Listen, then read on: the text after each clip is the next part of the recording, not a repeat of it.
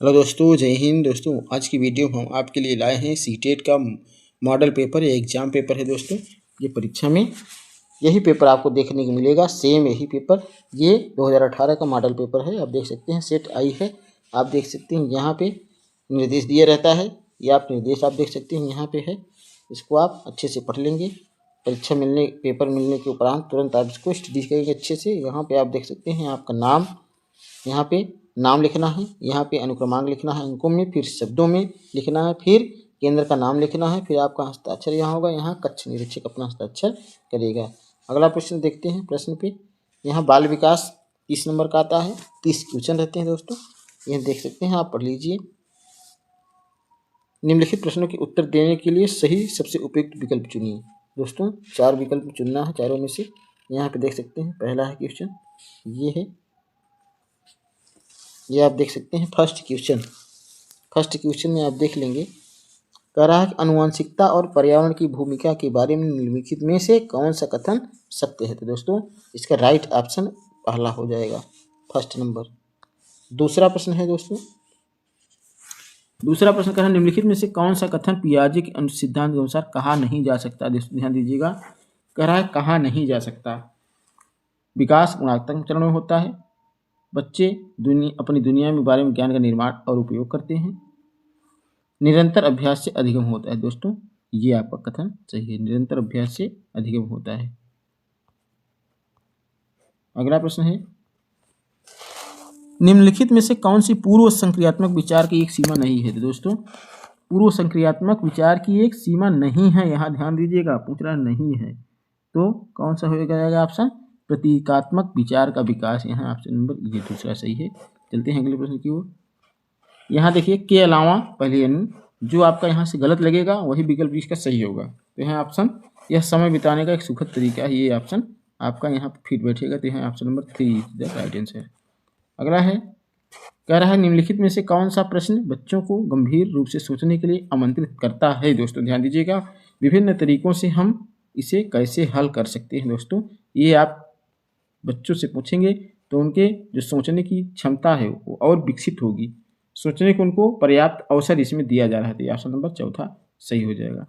अगला प्रश्न है, निम्नलिखित में से कौन सा विकल्प प्रगतिशील शिक्षा का सबसे अच्छा वर्णन करता है। दोस्तों तो यहाँ पे राइट ऑप्शन कौन सा हो जाएगा दोस्तों, करके सीखना जो सिद्धांत है, ये जो है बच्चों को सीखने के कई अवसर देता है। जो करके सीखना जो बच्चा सीखेगा वह ज्ञान स्थायी रूप होता है, वह रटंत ज्ञान नहीं होता। दोस्तों परियोजना विधि भी हो और सहयोग से सीखना, ये तीनों ऐसे सीखने की विधियां हैं जो अस्थायी ज्ञान का निर्माण करते हैं। इसलिए ऑप्शन नंबर फर्स्ट पहला सही हो जाएगा। दोस्तों यहाँ पर ये ऑप्शन सही हो जाएगा। अगला प्रश्न है, प्रगतिशील शिक्षा के बारे में निम्नलिखित में से कौन सा कथन बताता है शिक्षा स्वयं ही जीवन है। तो दोस्तों 7 नंबर क्वेश्चन कह रहा है, यहाँ ऑप्शन नंबर 7 का स्कूल शिक्षा को यथासंभव लंबे समय तक जारी रखना, ये तो बिल्कुल गलत हो जाएगा। स्कूलों की आवश्यकता नहीं है, बच्चे अपने जीवन के अनुभव सीख सकते, ये बिल्कुल गलत हो जाएगा। स्कूलों में शिक्षा सामाजिक और प्राकृतिक दुनिया को प्रतिबिंबित करे, इस तरीके से हमारी शिक्षा व्यवस्था होनी चाहिए, यानी ऑप्शन नंबर तीसरा सही हो जाएगा। दोस्तों अगला प्रश्न है, कोहल वर्ग के सिद्धांत के योगदान के रूप में निम्नलिखित में से किसे माना जा सकता है। तो दोस्तों यहाँ पर उनके सिद्धांत ने संज्ञानात्मक परिपक्वता और नैतिक परिपक्वता के बीच एक सहयोग का समर्थन किया। दोस्तों यहाँ पे यही ऑप्शन आपका करेक्ट आंसर है। अगला प्रश्न है, निकटवर्ती विकास का क्षेत्र संबंधी निकटवर्ती विकास। दोस्तों जेडपीडी की अवधारणा, जेडपीडी इसको बोलते हैं, निकटवर्ती विकास का क्षेत्र संदर्भित करता है, क्या करता है संदर्भित, उस चरण को जब अधिगम विकास संभव है, उस विकासात्मक चरण को जब बच्चा सीखने की पूरी जिम्मेदारी लेता है, एक संदर्भ को जिसमें बच्चे सहयोग के सही स्तर के साथ कोई कार्य लगभग स्वयं कर सकते हैं। तो दोस्तों 9 नंबर क्वेश्चन यही ऑप्शन इधर तीसरा ही सही हो जाएगा इसमें। अगला प्रश्न है, प्रश्न नंबर 10 है, एक उभयलिंगी व्यक्तित्व स्त्री लक्षणों वाले पुरुषों को संदर्भित करता है, में आमतौर पर माने गए मर्दाना और स्त्री गुणों का समायोजन होता है। व्यक्तित्व में क्या कर रहा है, दृढ़ और अहंकारी होने की आदत है, समाज में प्रचलित रूढ़िवादी लिंग भूमिकाओं का पालन करता है। तो इसका कौन सा ऑप्शन हो जाएगा दोस्तों, उभयलिंगी व्यक्तित्व में आमतौर पर माने गए मर्दाना और स्त्री गुणों का समायोजन होता है। दोस्तों ऑप्शन नंबर दूसरा सही हो जाएगा। चलते हैं अगले प्रश्न की ओर। कह रहा है कि बच्चे छोड़ खाली स्थान दिया को छोड़कर अन्य सभी के द्वारा लिंग भूमिकाएं ग्रहण करते हैं। तो दोस्तों इसके द्वारा मीडिया, समाजीकरण, संस्कृति, ट्यूशन से कोई लिंग भूमिका ग्रहण नहीं करता बच्चा, इसलिए तीनों माध्यम सही है। दोस्तों कह रहा है के द्वारा लिंग भूमिकाएं ग्रहण करते हैं, इसको छोड़ के, यही को छोड़ कर दोस्तों ऑप्शन नंबर चौथा इधर राइट आंसर, यानी 4 नंबर आपका यहाँ करेक्ट आंसर है। अगला है मानकीकृत परीक्षणों में आलोचनाओं में से एक यह है कि, फिर कह रहा है वे मुख्य रूप से मुख्यधारा की संस्कृति का प्रतिनिधित्व करते हैं और इसलिए पक्षपाती हैं। दोस्तों जहाँ इस प्रकार का आ जाए तो क्या कहें, मानकीकृत आलोचनाओं में से एक यह है, क्या आलोचना कर रहा है, तो ये ऑप्शन नंबर यही आपका सही है। उनकी भाषा को समझना इसकी गलत, बिल्कुल गलत है। परीक्षण बड़ी आबादी पर लागू नहीं, ये भी बिल्कुल गलत है, ये भी गलत है आपका। वे बच्चे की क्षमता स्पष्ट तस्वीर नहीं देती, ये बिल्कुल गलत है। पहला नंबर आपका ऑप्शन सही है। दूसरा नंबर क्या है, अगला क्वेश्चन है एकाधिक बुद्धिमानी का सिद्धांत क्या कहता है। एकाधिक बुद्धिमानी का सिद्धांत दोस्तों, एक से अधिक बुद्धिमानी सिद्धांत क्या कहता है, बुद्धि तेजी से बढ़ाई जा सकती है। बुद्धि कई प्रकार की हो सकती है दोस्तों, पेपर पेंसिल परीक्षण सहायक नहीं है, प्रभावी अध्यापन के द्वारा बुद्धि बढ़ाई जा सकती है। तो दोस्तों ये क्या है, एकाधिक बुद्धिमानी का सिद्धांत कहता है कि बुद्धि कई प्रकार की हो सकती है। वास्तव में बुद्धि कई प्रकार की हो सकती है। हो सकता है कि आप जो प्रश्न घर पर कर ले रहे हैं, लेकिन वही प्रश्न आपको हो सकता है कि परीक्षा में न आए, यही बुद्धि है दोस्तों। बुद्धि कई प्रकार की हो सकती है, ऑप्शन नंबर दूसरा सही है। चलते हैं अगले प्रश्न की ओर। अगला है शिक्षक सीखने के लिए मूल्यांकन और सीखने के मूल्यांकन दोनों का उपयोग कर सकते हैं। तो दोस्तों क्या कर रहा है, यहाँ ध्यान देना है, शिक्षक सीखने के मूल्यांकन और सीखने के मूल्यांकन दोनों का उपयोग कर सकते हैं। कब कर सकते हैं, बच्चों की प्रगति उपलब्धि के स्तर को जानने में, बच्चे की सीखने की जरूरतों को जानने में और तदनुसार शिक्षण रणनीति का चयन करने में। दोस्तों 14 नंबर क्वेश्चन क्या कर रहा है, 14 नंबर क्वेश्चन ये कर रहा है सीखने के लिए मूल्यांकन और सीखने के मूल्यांकन। यहाँ ध्यान देना है दोस्तों, यहाँ पर ऑप्शन नंबर पहला ही सही होगा। अगले प्रश्न की ओर चलते हैं।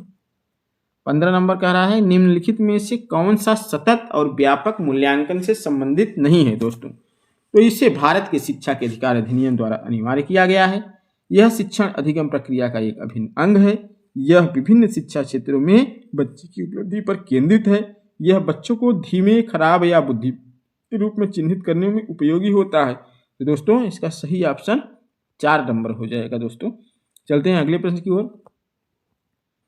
बच्चों में प्रगतिशीलता के कारण हो सकती है। दोस्तों 16 नंबर क्या कह रहा है, अनुवांशिकता और वातावरण के बीच एक अंतर क्रिया हो जाएगा, ये दो ऑप्शन सही हो जाएगा, पहला नंबर। अगला है सामाजिक आर्थिक रूप से वंचित पृष्ठभूमि से आने वाले बच्चों के कक्षा के माहौल की आवश्यकता होती है जो उन्हें अच्छा व्यवहार सिखाता है। 217 नंबर का उन्हें सांस्कृतिक और भाषाई ज्ञान को महत्व देता था, उनका उपयोग करता है। यानी भाषाई ज्ञान दोस्तों बच्चों का नहीं होगा तो वह नहीं सीख पाएगा, हम कितना भी बड़बड़ा लें उसके आगे, लेकिन वह भाषा की समझ अगर नहीं रखता तो वह दोस्तों वह क्या होगा, नहीं सीख पाएगा कोई चीज, क्योंकि सामाजिक आर्थिक रूप से पिछड़ा है तो उसको हम पहले सांस्कृतिक और भाषाई ज्ञान को महत्व देता है था, उनका उपयोग करता है। दोस्तों ऑप्शन नंबर 2 सही हो जाएगा। चलते हैं अगले प्रश्न की ओर। कक्षा में सृजनात्मक और प्रतिभाशाली बच्चों के लिए आवश्यक हस्तक्षेप निर्भर करता है, क्या करता है दोस्तों, 18 नंबर क्वेश्चन है। 18 नंबर क्वेश्चन का ऑप्शन नंबर पहला सही है, शिक्षक द्वारा अनुकूलित और प्रेरित निर्देशन तरीके को उपयोग पर। अगले प्रश्न की ओर चलते हैं दोस्तों। 19 नंबर है अति संवेदनशील बच्चों को सीखने में मदद करने के लिए निम्नलिखित में से कौन सा तरीका उपयुक्त तरीका नहीं है। यहाँ ध्यान देना, नहीं पूछ रहा है तो इसका ऑप्शन नंबर बेचैन होने पर अक्सर उन्हें फटकार लगाना, ये दोस्तों यही नहीं हो सकता है, बाकी सभी कार्य हो सकते हैं। अगला प्रश्न है अलग अलग सोच वाले पैटर्न उन बच्चों की पहचान करते हैं जो विकलांग हैं, डिसलेक्सिक हैं, सृजनात्मकता हैं और प्रत्यास्थी हैं। दोस्तों डिसलेक्सी मतलब डिसलेक्सिया क्या होता है, पठन अक्षमता को डिसलेक्सिक बोलते हैं। दोस्तों जो पढ़ नहीं पाते बच्चे उन्हें डिसलेक्सिक बोलते हैं। तो 20 नंबर क्वेश्चन का आपका सृजनात्मक है दोस्तों, तीसरा ऑप्शन सही होगा। अगला प्रश्न है निम्नलिखित में से कौन सा शिक्षक द्वारा कक्षा में बच्चों के लिए समस्या हल करने के तरीके का वर्णन नहीं कर सकता है। दोस्तों 21 नंबर क्वेश्चन का क्या हो जाएगा, नहीं कर सकता है दोस्तों, यहाँ ध्यान देना है, नहीं कहा है। तो ऑप्शन नंबर 4 इसका राइट आंसर है। अभिसरण उत्तरों वाले प्रश्न पूछना। अगला प्रश्न है, निम्नलिखित में से कौन सा एक संवेग है? स्मृति, डर, ध्यान, उत्तेजना। दोस्तों इसका ये नंबर दूसरा ऑप्शन सही है, डर। संवेग, डर भी एक संवेग है दोस्तों। जैसे ध्यान कोई संवेग नहीं है, उत्तेजना नहीं, स्मृति संवेग नहीं है दोस्तों, डर एक संवेग है। जैसे डर से क्या हो जाता है, आदमी के पसीने आ जाते हैं, तो वे संवेग होते हैं। जैसे क्रोध में भी आ जाता है पसीना, यानी क्रोध भी संवेग है, डर भी संवेग है। चलते हैं अगले प्रश्न की ओर। अगला प्रश्न है, एक 3 साल का बच्चा बताता है कि दूध बूथ पर एक मशीन द्वारा दूध का उत्पादन होता है। निम्नलिखित में से कौन सा बच्चे की समझ का सबसे अच्छा स्पष्टीकरण प्रदान करता है? तो दोस्तों यहाँ पर आपका कौन सा ऑप्शन सही हो जाएगा? 23 नंबर क्वेश्चन का ऑप्शन नंबर 2 सही है दोस्तों। बच्चे का जवाब दूध बूथ से दूध खरीदने के अपने अनुभव पर आधारित है। Option number 2 is the right answer. अगला है, निम्नलिखित में से कौन सा शिक्षक की भूमिका का सबसे अच्छा वर्णन करता है? दोस्तों शिक्षक की भूमिका का सबसे अच्छा वर्णन कौन सा करता है? ऑप्शन नंबर 4 दोस्तों। आराम के लिए जगह बनाना, जहां बच्चे संवाद और पूछताछ के माध्यम से सीखते हैं। दोस्तों यहाँ पर कक्षा में शिक्षक की सबसे महत्वपूर्ण भूमिका अनुशासन बनाए रखना है, ये बिल्कुल गलत है। एक शिक्षक को निर्धारित पाठ्यपुस्तक का पालन करना चाहिए, ये भी बिल्कुल गलत है। पाठ्यपुस्तक में आप सीमित दायरा हो जाएगा, बच्चे संकुचित हो जाएंगे, वो संकुचित पाठ्यक्रम ही सीखेंगे, उनको सीखने का अवसर नहीं मिल पाएगा। दोस्तों उनको मौका देना चाहिए, खुले छोर के प्रश्न, उनको पंख खुलने दो बच्चों को। आराम के लिए जगह बनाना, जहां बच्चे संवाद और पूछताछ के माध्यम से सीखते हों। दोस्तों ऐसी जगह पर उनको ले जाएं जहां एक दूसरे से वार्तालाप करके सीखेंगे, वो माध्यम सबसे उपयुक्त है। दोस्तों अगला प्रश्न है, 25 नंबर क्वेश्चन है, निम्नलिखित में से कौन सी कक्षा समृद्ध शिक्षा को प्रोत्साहित करती है? 25 नंबर क्वेश्चन का दूसरा ऑप्शन सही है दोस्तों। अगला नंबर 26 नंबर क्वेश्चन है, निम्नलिखित में से कौन सा कक्षा में पाठ्य पुस्तकों की भूमिका का सबसे अच्छा वर्णन करता है? दोस्तों तो यहाँ पर ऑप्शन 26 नंबर का क्वेश्चन ए सही हो जाएगा। वे कक्षा में उपलब्ध संसाधन और संदर्भ सामग्री में से एक है। अगला प्रश्न 27 नंबर का रहा है, राष्ट्रीय पाठ्यचर्या फ्रेमवर्क 2005 ने अपनी समझ से प्राप्त की है। क्या प्राप्त की है दोस्तों? 27 का नंबर 3 रचनावाद प्राप्त की है। अगला प्रश्न 28 है, कक्षा में बच्चों को प्रेरित समझा जा सकता है यदि वे अच्छी तरह से वर्दी पहने स्कूल में आए। ये दोस्तों तो बिल्कुल गलत है। वे कक्षा में अनुशासन बनाए रखते हैं, वे सभी उपस्थिति में नियमित हैं, वे शिक्षक से स्पष्टीकरण प्राप्त करने के लिए प्रश्न पूछते हैं। दोस्तों ये आपका करेक्ट आंसर है 4 नंबर। अगला प्रश्न है, निम्नलिखित में से कौन सा बच्चों में अधिगम में सुधार करने के लिए सबसे अधिक उपयुक्त है? तो दोस्तों अधिगम में सुधार करने के लिए सबसे उपयुक्त कौन सा होगा? 29 नंबर क्वेश्चन का क्या हो जाएगा? नियमित मूल्यांकन परीक्षा में आयोजित की जानी चाहिए। ये बिल्कुल गलत है दोस्तों। नियमित तो नहीं होना चाहिए कोई चीज, सीमित नहीं होना चाहिए। शिक्षक को विभिन्न उदाहरणों और चित्रों का उपयोग करके विषय की व्याख्या करनी चाहिए, ये भी सीमित है दोस्तों। केवल उसी विषय पर चर्चा होगी। कक्षा में सभी प्रकार की शिक्षण सामग्री होनी चाहिए, शिक्षण सामग्री होने से कुछ नहीं होता दोस्तों। शिक्षक की वास्तविक जीवन परिस्थितियों पर बच्चों को एक दूसरे के साथ बातचीत करने में मदद करनी चाहिए। जब बातचीत करने का उसको मौका मिलेगा तो वो खुले छोर के प्रश्न होंगे, बच्चा और अधिक सीखेगा। चलते हैं अगला प्रश्न और अंतिम प्रश्न दोस्तों, यह है आपका भाग प्रथम यानी मनोविज्ञान का अंतिम क्वेश्चन। 30 क्वेश्चन एक सेक्शन से आते हैं। अनुशासन जो अधिगम वातावरण में से एक महत्वपूर्ण भूमिका निभाता है, किस तरह की मदद करता है? तो 30 नंबर क्वेश्चन आपका करेक्ट आंसर पहला सही हो जाएगा। बच्चों को अपनी शिक्षा को विनियमित और मॉनिटर करने के लिए। दोस्तों मैं आपको बता दूं जानकारी के लिए, मैं आप केवल सीटेट की तैयारी के लिए एनसीईआरटी दोस्तों एनसीईआरटी की बुक पढ़िए। आप जो भी कॉलेजेस हैं जहाँ पे बच्चे सीबीएसई बोर्ड के पढ़ रहे हैं, वहाँ से आप 1 to 8 की बुक ले लीजिए और उसके लिए आपको कॉलेज से संपर्क करना पड़ेगा।